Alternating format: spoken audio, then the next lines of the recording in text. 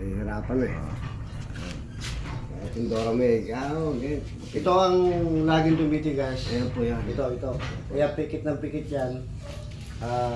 Ito naman, humingiwi na. Ayun ang tigas po. O, ayan, o. Ayan, kumakana na siya. Makanan eh.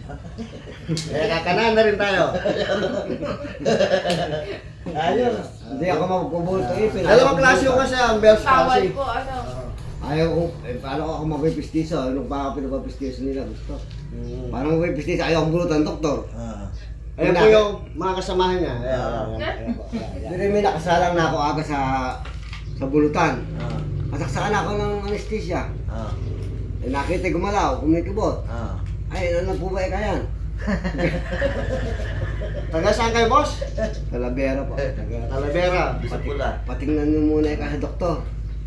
Hindi ako binunutan. Kahit pa ako. Dumayo po sila rito, galing ng Talavera. Anong, alas 12 ba kayo ng hating gabi dumating dito? Layo. Aling araw. Madaling araw. Napakalayo nung Talavera.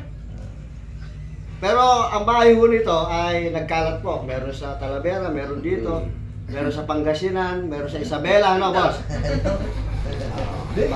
Bahay lang, pero asawa, isa lang. Biglang panit eh. Uy. Tigas yan? Oo, tigas.